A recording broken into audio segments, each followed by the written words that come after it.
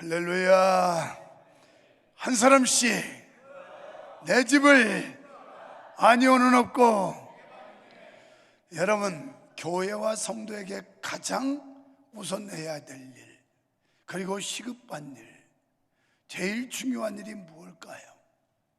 누가 뭐라고 해도 전도만큼 시급한 일이 없는 줄 믿습니다.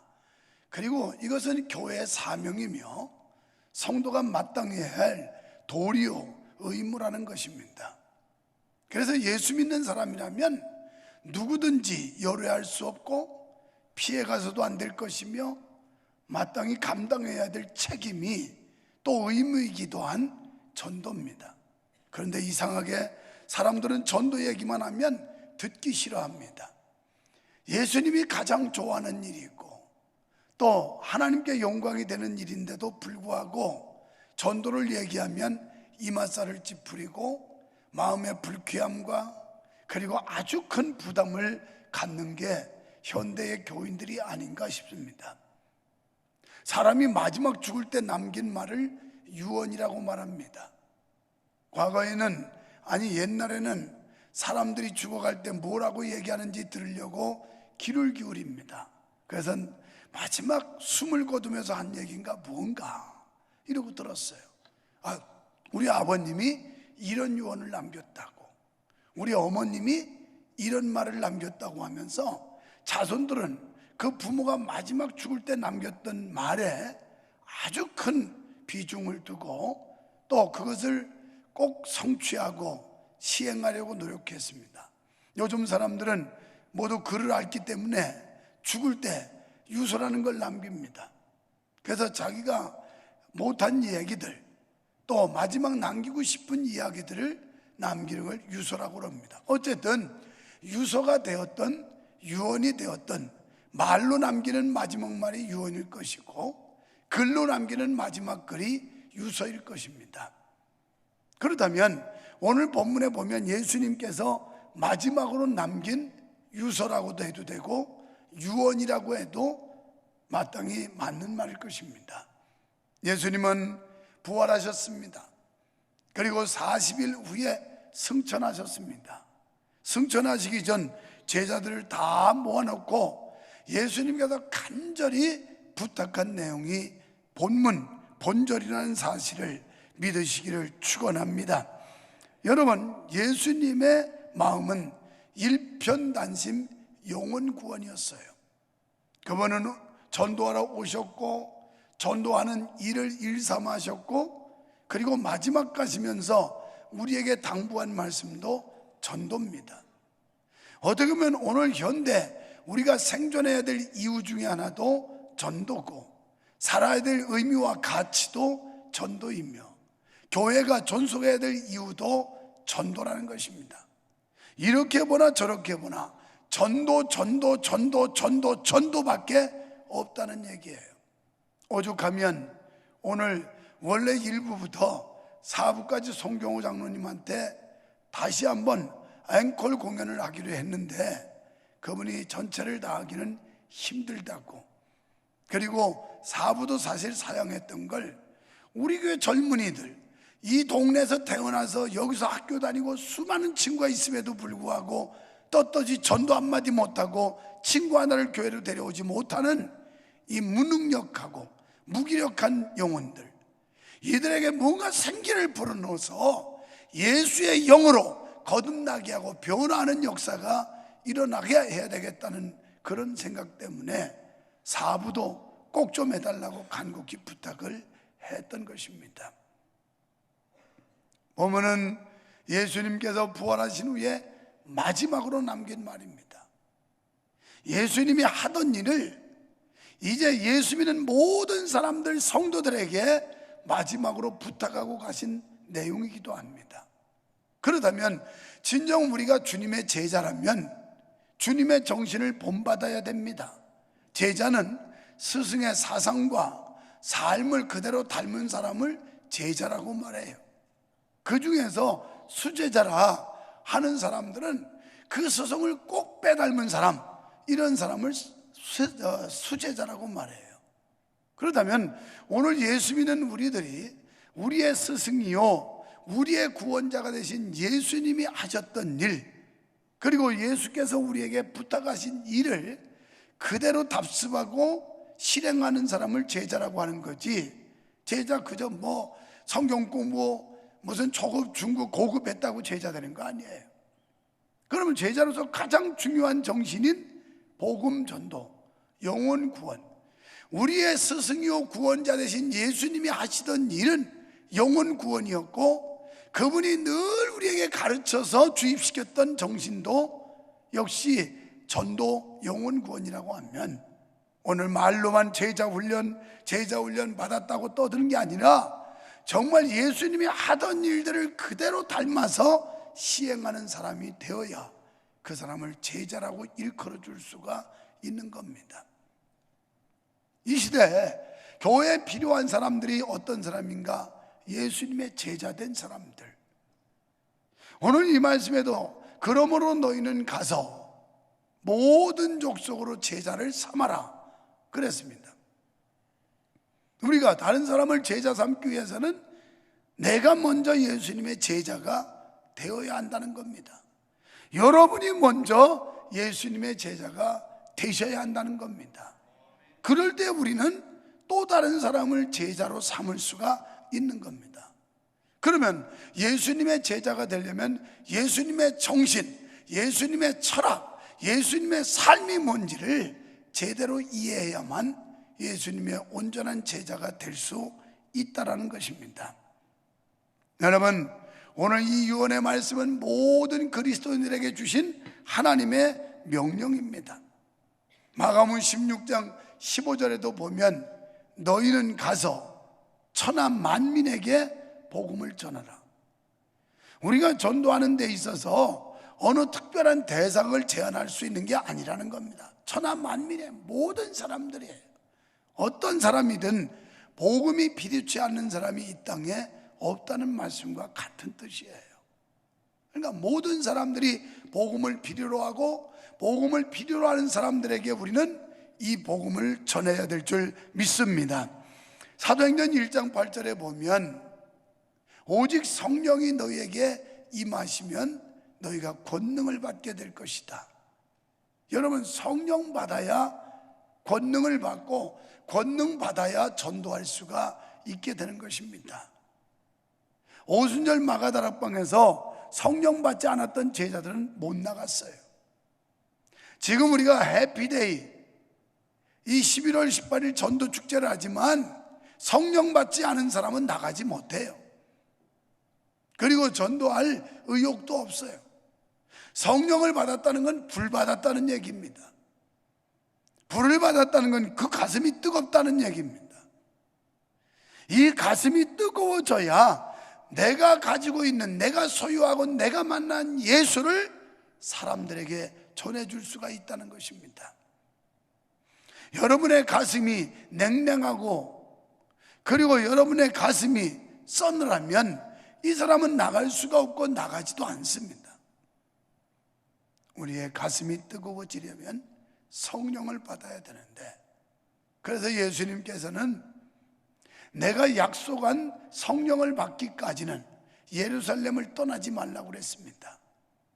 그 말씀을 믿은 제자들은 오순절 마가다락방에 모여서 간절히 하나님께 기도했고 불과 같은 성령, 바람 같은 성령을 받게 돼요. 이 성령을 받더니 죽음을 두려워했던 사람들이 이제는 당돌하게 그리고 담대하게 나가서 복음 전하는 제자들이 되고 사도가 됩니다. 예수님한테 3년 반 동안 제자 훈련 받았지만 성령 받지 못하니까 못 나갔어요. 기독교는 이론적 종교가 아니에요. 체험적 종교입니다. 여러분이 수십 년 어머니 뱃속에서부터 나올 때 믿고 나왔어도 이론적인 신앙은 능력이 없어요. 이론적 신앙은 살아있는 믿음이 아닙니다. 정말 하나님이 살아계신지를 여러분이 각자가 체험하는 역사가 일어나기를 축원합니다. 그래서 기독교를 체험의 종교라 이렇게 말하는 거예요. 만나본 사람은 확신이 있어요. 여러분, 예수님을 만난 자만이 확신이 있지 듣고는 확신이 생기지 않아요. 많은 소문들을 듣습니다. 우리가 세상에 살면서 많은 이야기들을 듣습니다. 그렇지만 내가 직접 확인하기 전까지는 확신에 설 수가 없는 것처럼, 우리들이 예수 그리스도 이야기를 많이 듣지만 그분이 내 안에 오셔서 나의 구세주로 체험되지 아니하면 우리는 그를 확신할 수가 없는 겁니다. 아무리 나가서 전하라고 하지만 자신도 없어져요. 능력을 받지 못하면 자신감이 떨어지는 겁니다. 이 확신이 있을 때 자신 있게 나가서 복음을 전할 수가 있게 되는 겁니다. 그래서 오직 성령이 임하시면 너희가 권능을 받을 것이다. 권능을 받으면 이 사람은 나가게 되는데 예루살렘, 유대, 사마리아 땅 끝까지 이르러 나의 증인이 될 수 있다라고 말씀하고 있습니다. 그렇기 때문에 우리가 전도를 하기 위해서 기도하는 겁니다. 하나님 앞에 간절히 기도하고 그분의 능력을 받게 되는 거예요. 이 능력을 받으면 무슨 독을 마실지라도 해를 받지 않고 너희가 뱀을 집을 것이며, 이런 권세와 능력, 또 말하는 대로 이루어진다고 하는 예수님의 말씀을 믿을 수가 있게 되는 것입니다. 여러분, 우리는 가까운 데서부터 먼 곳으로 모든 사람들에게 복음을 전해야 합니다. 그래서 우리와 관계되는 많은 사람들, 자고 세면 보는 사람들이 있을 거예요. 부딪히는 사람들이 있을 거예요. 이 모든 사람들에게 우리는 복음을 전해야 되는데, 교회가 세워지고 교회가 존재해야 할 이유는 단 한 가지, 영혼 구원 때문인 줄 믿으시기를 축원합니다. 교회가 있어야 될 이유도 영혼 구원이에요. 우리가 지금 살아가는 이유와 목적도 영혼 구원이에요. 하나님이 가장 기뻐하는 일도 영혼 구원이에요. 예수님이 이 땅에 오신 목적도 영혼 구원이에요. 이걸 누가 부인할 수 있겠어요? 이걸 어떤 사람이 아니라고 할 수 있겠어요? 여기에는 누가 반기를 달을 수가 있겠어요? 성경이 그래 말씀하고 예수님이 이런 목적 때문에 이 땅에 오셨다는데 누가 아니랄 사람이 있겠어요? 우리는 복음을 전하되 듣든지 안 듣든지 전하라는 거예요. 내가 전하는 복음을 저 사람이 잘 들어줘야 될 텐데 하는 그 기대 때문에 우리는 전도를 못해요. 안 들으면 어떡하지? 거부하면 어떡하지? 싫어하면 어떡하지? 여러분, 전도하는 거 가장 싫어하는 게 누구겠어요? 사탄 마귀예요. 전도하는 걸 가장 좋아하는 분이 누구겠어요? 하나님이고 예수님이고 성령님이세요. 삼위일체 하나님은 전도를 가장 좋아하시는데, 우리가 전도하는 걸 가장 싫어하는 존재가 있다면 우리의 원수 마귀 사탄이 가장 싫어해요. 그러면 이렇게 이해하면 어떨까요? 내가 전도하는 걸 싫어하고 전도에 대한 용어 자체도 거부한다면 우리 속에 누가 있다고 믿어야 될까요? 성령님이 내 안에 좌정하고 계시다고, 내재하고 계시다고 믿어야 될까요? 아니면 내 속에 마귀가 들었다고 믿어야 될까요? 왜? 성령님이 내재하면 하나님 좋아하는 일을 당연히 기뻐해야 되는 거 아니겠어요? 그런데 거기에는 불쾌감을 가지고 전도와 영혼 구원에 대해서 기분 나쁘게 생각하고 이런다면 그 속에 성령이 있다고 말할 수는 없겠죠. 성령이 없다는 얘기는 구원도 없다는 말과 같은 말이에요. 무서운 말이에요. 성령 받지 못했다는 건 예수 안 믿는다는 것과 같은 말이에요. 우리는 이 말을 엄중하게 들어야 합니다. 그리고 심각하게 들어야 됩니다. 만약에 내가 구원받으려고 교회 다니는데 내 안에 예수가 없다면 나는 지옥 갈 수밖에 없는데 얼마나 심각한 문제입니까? 예수님의 영혼 구원의 마음을 봅시다. 누가복음 15장 1절 이하에 보면 탕자의 비유를 통해서 예수님은 영혼 구원의 간절한 마음을 우리한테 비춰주고 있어요. 집 나간 탕자가 돌아오기를. 여러분, 지금 우리가 해피데이 11월 18일 전도축제는 뭐 하는 날이냐? 우선 불신자도 구원해야 되겠고 전혀 교회 상관없는 사람을 전도해야 되지만 탕자들이 얼마나 많은지 몰라요. 전도하면서 다니면 여러분 믿다가 낙심한 사람 많아요. 뭐 이래서 실망했고 저래서 실망했고 어째서 뭐 문제가 생겼고 이래서 교회 안 다니는 사람이 의외로 웬만한 사람은 교회 몇 번씩은 다 가봤어요. 교회 안 가본 사람은 거의 없어요. 어린 시절 가봤든지 친구 때문에 가봤든지 뭐 어떻게 가봤든지 교회는 몇 번씩은 다 나가본 사람들이에요. 또 열심히 다니다가 신앙을 중단한 사람들도 얼마나 많은지 몰라요. 집 나간 탕자. 하나님은 지금도 그런 탕자들이 주께로 돌아오기를 학수고대하고 있다는 것을 누가복음 15장 1절 이하에서 말씀하고 있는 거예요. 그래서 탕자가 돌아올 때 버선발로 달려가는 그 아버지의 심정 이렇게 묘사하고 있잖아요. 큰 아들이 집에 있는데도 불구하고 아들이 없는 게 아닙니다. 그런데 집 나갔던 아들이 실패자로서 거지 모습이 돼서 돌아오는데도 늘 눈물로 밤을 지새우며 집 나간 아들이 돌아오기를 학수고대하던 그 아버지가 버선발로 아들을 맞이하러 뛰어나가는 그 모습, 그리고 아들을 끌어안고 너는 죽었다가 다시 살아온 내 아들이라고 포옹하는 아버지의 사랑, 이게 뭐냐면 믿다가 낙심하고 주님을 떠난 사람들이 돌아오기를 하나님은 이렇게 간절한 마음으로 기다린다는 하나님의 심정을 우리한테 묘사해 준 겁니다. 그럼 우리 주변에 교회 다니다 안 믿는 사람이 얼마나 많겠어요? 실제로 많고요. 그 다음에 또 마태복음 18장 13절로 14절에 보면 잃은 양의 비유를 통해서 하나님의 마음을 우리한테 가르쳐주고 있어요. 길 잃은 한 마리의 양을 위해서 우리 안에 있는 99마리의 양을 놔두고 산 넘고 물 건으며 가시덤불을 헤치면서 잃은 양 한 마리를 찾는 목자의 심정, 이게 하나님의 마음이라는 거예요. 길 잃은 한 마리예요.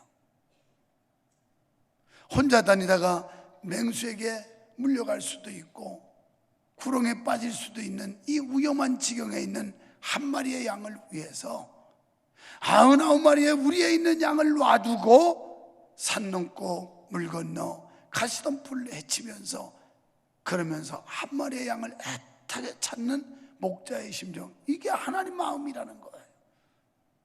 한 사람이 돌아올 때 하늘의 천사도 기뻐한다고 성경은 말씀하고 있습니다. 또 마태복음 9장 36절에 보면 목자 잃은 양 같은 백성을 보고 예수님께서 민망히 여기셨다 이렇게 말씀하고 있어요.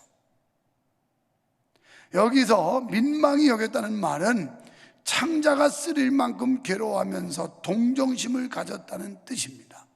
이 민망히 여기셨다는 단어가 창자가 쓰릴 만큼 정말 애절한 마음, 안타까운 마음, 그래서 아주 괴로워하는 이런 중심으로 동정심을 가졌다 이런 말씀을 해요. 우리가 이런 마음을 가질 때 영혼을 구원할 수가 있어요. 자, 우리는 믿다 낙심한 자를 찾아야 되고 또 가까운 데서 집안에서 드라크마를 찾는 한 여인처럼 찾아야 됩니다. 드라크마 열리 가운데 하나를 잃어버린 한 여인이 온 집안을 들쑤시고 불을 밝히며 쓰르면서 드라크마를 찾는 그 노력, 그 열심, 그 애타는 마음, 이걸 우리들이 가져야 돼요. 그렇다면 여러분의 집안에 가족이 지금 다 믿습니까? 우리 남편은 안 돼요. 그럼 그 남편 안 되면 누가 될 겁니까? 여러분의 자녀들은 다 믿습니까? 요즘 애들은요 이제 좀 크면 반발하고 반항해서 안 돼요. 이렇게 책임을 회피하고 쉽게 말을 돌리고 있지 않습니까? 그렇다면 여러분의 자식이 죽어간다면 병원 입원 안 시키겠어요? 아빠 됐어요, 나 그냥 죽을래요, 안 갈래요. 강제로라도 입원시키지 않겠어요? 앰뷸런스 불러서. 어찌 영적인 문제와 육적인 문제가 달라질 수 있습니까? 잠시 살다가 없어질 인생, 그것도 살려내려고 애를 쓰면서 영원한 생명, 한 번 지옥에 가면 다시 살아날 수 없고 구원받을 수 없는 그 영혼을 우리가 무심코 지나쳐버리고 무관심으로 일관한다면 여러분에게는 과연 구원이 있겠습니까? 여러분의 가족이 지금 구원받았냐고? 여러분의 자식들이 지금 온전한 믿음에 서 있느냐고요? 그런데도 아무렇지도 않고 감각도 없는 신자, 책임감도 없고 의무감도 느끼지 못하는 여러분에게는 구원이 있다고 말할 수 있겠습니까? 살려내야 됩니다. 아이들이 반발하고 거부하지만 이것이 옳은 길이면 추궁하고 견책하고 때로는 책망도 하고 또 때로는 회유도 하고 이러면서 아이들을 바른 길로 이끌어 보려고 몸부림치는 부모라면 영적인 문제도 마땅히 그래야죠. 아이가 반발하고 거부한다고 아이 비율을 맞출 겁니까? 그 영혼을 살려낼 겁니까? 아무리 발버둥을 치고 자기는 안 하겠다고 그래도 그 영혼을 살려내는 게 믿는 부모의 도리 아닐까요? 이번 기회에 집안에서부터 건져내세요. 여러분 자식들부터 아무도 모르는 사람 데려오는 것보다는 쉬울 거예요. 그래도 우리의 자녀들 주님을 버리고 주님을 멀리하고 불신앙족에 빠진 자식이 있다면 그 자식 먼저 건져내야 돼요. 이제 우리는 찾아 나서야 합니다. 오늘 말씀에도 보니까 그러므로 너희는 가서 그랬어요. 교회 바깥으로 가라는 겁니다. 교회 안에서만 머물러 있지 말라는 겁니다. 어쩌면 예수님께서 부활하시며 승천하시면서 너희들끼리 모여서 너희들끼리 일정한 장소에서 은둔하며 살아라 이렇게 말씀하지 않고 이제는 가라는 겁니다. 떠나라는 거예요. 여기 모여서만 살지 말고 나가라는 겁니다. 본문에서 그러므로 너희는 가라. 그리고 모든 족속을 제자로 삼으라. 이 모든 족속은 가까운 데서 먼 데까지 우리 대한민국 국민뿐이 아니라 세계 모든 사람들, 모든 영혼들에게 복음 전하는 겁니다. 하나님께서는 이 땅의 교회에 하늘과 땅의 권세를 주셨다고 그랬어요. 그것은 오늘 교회는 이런 건물만 의미하는 게 아니고 예수 믿는 여러분 한 분 한 분을 말하는 거예요. 바로 우리에게 하늘과 땅의 권세를 주신다는 겁니다. 이 하늘과 땅의 권세를 가지고 나가야 된다는 것입니다. 예수님은 하늘과 땅의 권세를 가지신 분인 줄 믿습니다. 빌립보서 2장 9절로 11절 말씀대로 주님은 하늘과 땅의 권세를 가지신 분인데 이는 하늘에 있는 천사를 포함하여 모든 자들의 주가 되신다라고 말씀했어요. 하나님께서는 모든 이름 위에 뛰어난 분이시며 저들의 모든 무릎을 그분 앞에 꿇게 하셨다고 그랬습니다. 이런 권세의 주님, 능력의 주님 앞에 모든 백성 무릎을 꿇어야 되는 것입니다. 그리고 교회는 세상으로 가야 합니다. 주님을 알지 못하는 사람들에게 가서 제자를 삼아야 합니다. 그냥 그 사람들이 호의적이든 아니면 우리에게 반항적이든 상관이 없습니다. 때를 얻든지 못 얻든지 듣든지 안 듣든지 복음 전하는 게 주님의 명령이기 때문입니다.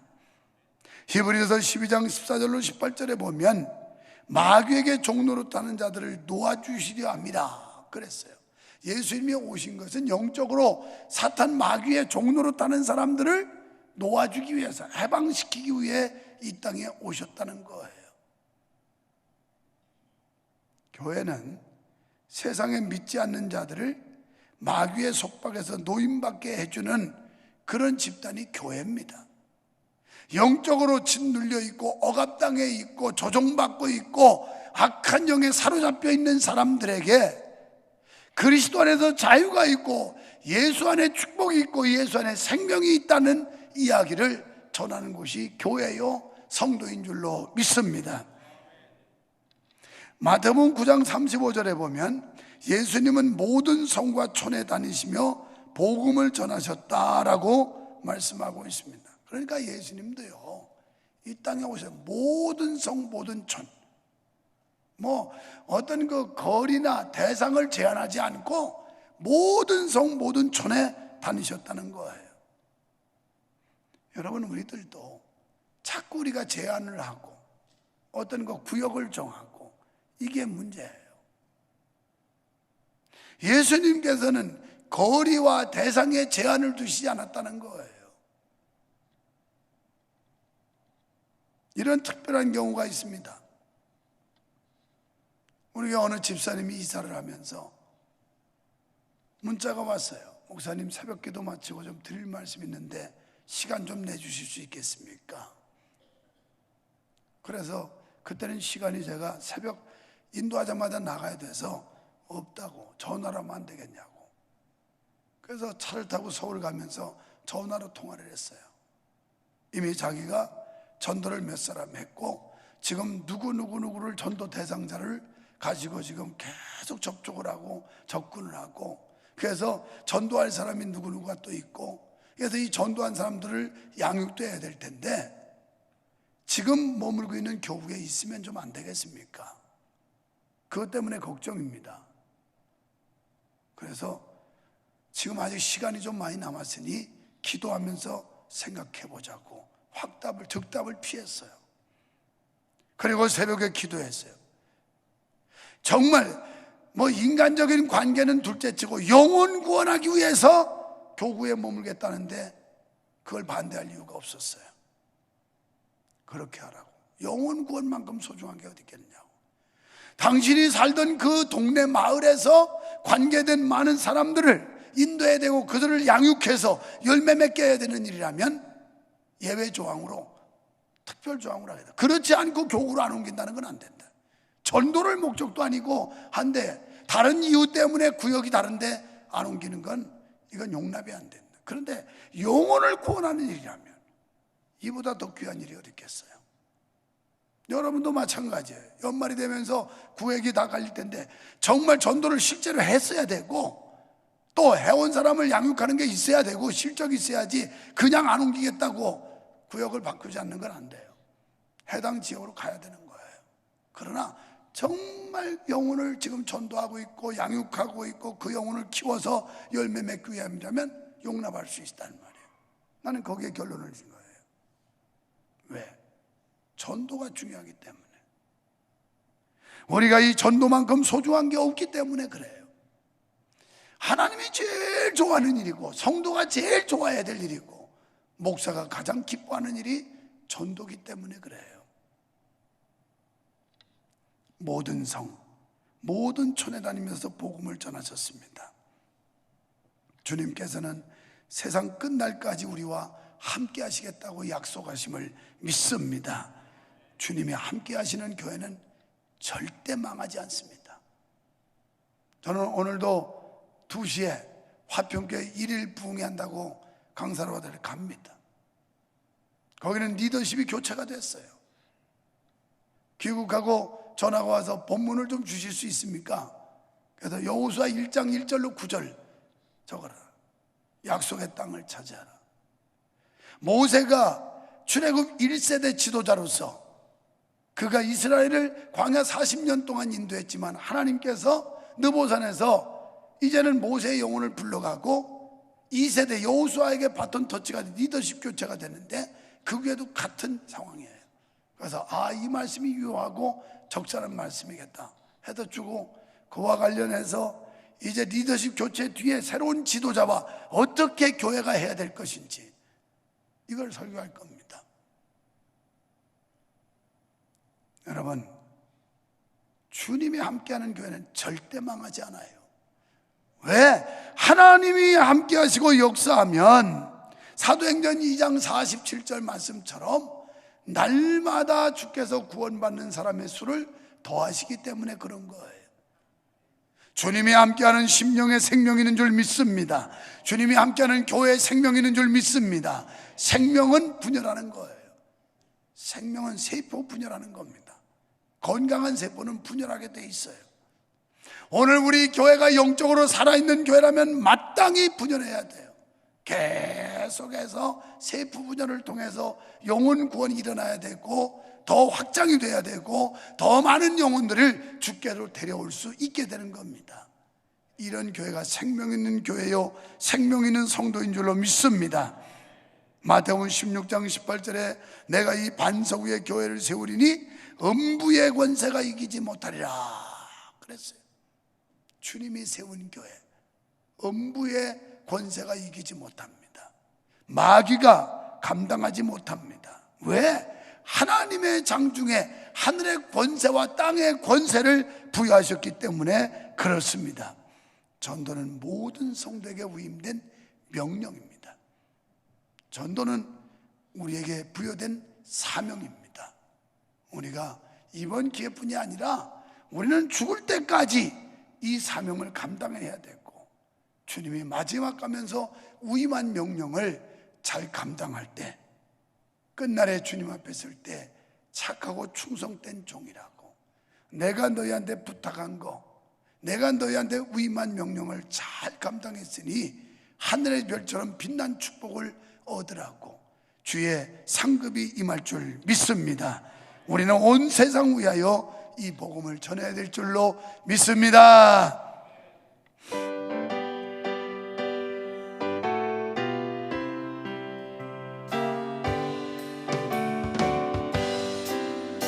온 세상을 위하여 나 복음 전하리. 만 백성 모두 나와서 주 말씀 들어라.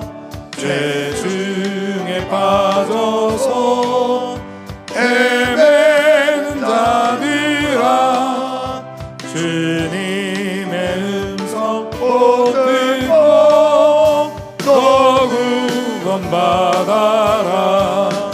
전하고 기도해 내 증인 되리라. 세상 모든 사람들 듣고 그 사람 알도록 온 세상 위하여 이 복음 전하리. 저 죄인에게 하고서 주 예수 믿어라. 이 세상 구하려 주 돌아가신 곳 나 증거하지 않으면 그 사랑 모르리. 전하고 기도해 내 증인 되리라. 세상 모든 사람들 듣고 그 사람 알도록 온 세상 위하여 주의 임하니. 주 예수 이름 힘입어 이 복음 전하자. 먼 곳에 나가서 전하지 못해도 나 어느 곳에 있든지 늘 기도 힘쓰리. 전하고 기도해 매일 증인 되리라. 세상 모든 사람들 듣고 그 사랑 알도록. 주님, 오늘 우리는 주님의 유언, 주님의 유서를 읽고 있습니다. 부활하신 주님께서 승천하시기 직전 제자들 앞에 마지막 위임 명령을 내리셨습니다. 이 말씀은 오고 오는 세대, 예수 믿는 모든 주의 자녀들에게 주신 대명령이요 간곡한 주님의 부탁임을 믿습니다. 우리가 소홀히 그냥 무심코 흘려보내지 말게 하시고 주님의 이 간절한 소망을 이루어드리고 주님의 명령에 순종할 수 있는 우리 교회가 꼭 되게 하여 주시옵소서. 아버지 하나님, 오늘로 주님 앞에 여러 가지 이유와 목적을 담아서 예물을 드렸습니다. 예물 드린 손길마다 어려운 경제난도 이길 수 있게 하시고 하나님께서 바다를 가르고 강을 가르신 것처럼 길을 열어주셔서 형통하게 하시고 승리하게 하시고 아버지의 영광 드러낼 수 있는 축복의 주인공들 되게 하여 주시옵소서. 꾸어줄지언정 꾸러다니지 않도록 영육간에 부유한 자들 되게 해 주시옵소서. 예수님 이름으로 간절히 기도하옵나이다. 아멘.